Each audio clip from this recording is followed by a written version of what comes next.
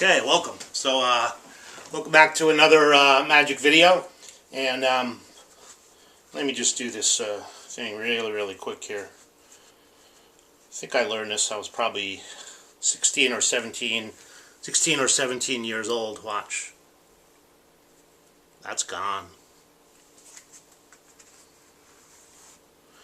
So, my name's John, and I'm going to talk about some magic stuff here. Let me just pull out my paper here. So, when I was about 16 years old, I moved from Boston to a town called Rockville Center, New York. I had lived in New York, and we moved to Boston, and then moved back to New York, and there was a magic store there called Esposito's Magic Studio, and started learning a lot of magic. I had been doing magic earlier than that, but having a magic store in town definitely helped. And there was actually a magic store a mile or two away, also called Creative Magic in Baldwin, and they had a lecture series, so I got to see a lot of the world's best magicians, people like Paul Harris, Derek Dingle, Al Goshman, and Harry Lorraine. So that was good as well. Now, incidentally, in the last videos that I did, I talked about some recommended DVDs and books. I just started getting these New York Coin Seminar. I've got, volume 16, volume 12.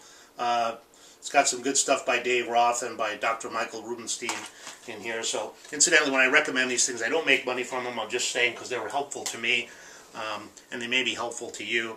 I got those through Daytona Magic. I tried to get some more. They didn't have some of the earlier ones, but I think maybe Tannen's has some of the rest of the videos.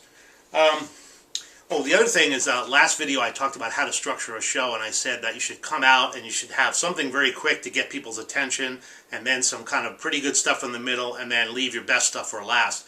Harry Lorraine, who's one of the world's best magicians, he said, people tend to remember the first thing they see and the last thing they see. So if you have things that are weaker, not weak, because if they're really weak, you should just take them out, but if they're sort of, not as good, you just put them kind of in the middle.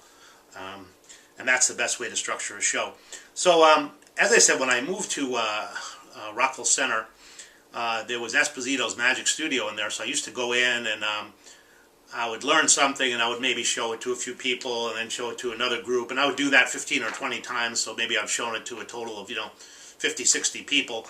And then, I'm a kid, I don't know that many more people, I don't have a car, so I pretty much had shown it to most of the people in my circles.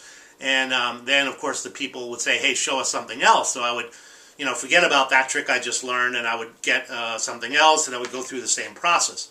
The bad thing is, I was accumulating so many tricks, and I wasn't really learning them well. I was just sort of learning them well enough to fool people. I'd practice them for 2 or 3 weeks, but wasn't like an expert.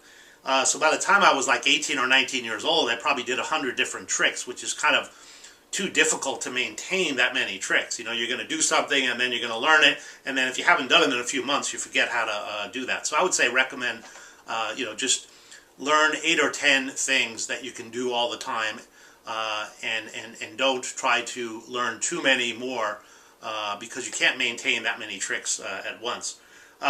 In this case, less is definitely more. And the other thing is, when I was a kid, we did magic shows, me and my brother, and sometimes with this other guy, Mike. And, we'd get paid, but we'd get paid like $20 for 3 guys. And we're talking the late 1970s here. So, but still, $20 wasn't a lot of money. But we used to bring our tape recorder back then, and we'd tape some of the shows. We didn't have a lot of videotape. They didn't have DVDs then, but we did tape some of the shows. And I was kind of amazed at the consistency of the things that went over well. For example, I do the kids shows and I have a dove pan, which is like a production box, and I'd pull out this thing and I'd say, oh look, a rubber penny, and then I'd drop it, and it would make a metallic sound, and the kids would laugh. They thought that was hysterical. And it seemed like every time I taped a show and I did that, the kids would, I would get a big laugh from the kids. So there are some things that evidently are sort of universally funny. I don't really know why kids find that funny, but they do. It was somewhere in the range of maybe, 7 years old to 12 years old. When you do magic, you definitely want to have some stuff that's impromptu, meaning you can do it anywhere, anytime, any place. Generally what they say is 3/4 surrounded. So if you have people here and people here, because angles are important in Magic. So, and you want stuff that doesn't have to require a lot of preparation, which is why it's good to learn sleight of hand with cards and coins and things like that. Cards are pretty good like that because generally the angles are pretty good with cards. When you're performing for kids, you want to do stuff that's colorful. You want to do stuff that's not too complicated. Generally things like productions and vanishes are good. Like I used to do linking rings also for kids. They understand you have two separate rings, they're made of steel, all of a sudden they're linked. They get that. Or, you know, producing billiard balls or those type of things, they get that. When things appear and things vanish. You definitely, for kids, don't want to do mathematical stuff. You don't generally want to do card tricks. Same for elderly people. You don't want to do stuff, if somebody's 80 years old, you know, they may not be able to follow if you start doing these complicated mathematical or card tricks, stuff like that. Do generally the same stuff that you would do for kids, productions, vanishes, things that are colorful. So that's about all I have to say for today. We talked about performing for kids, starting out in Magic, and a little of my Magic history. This is John, and thanks for watching.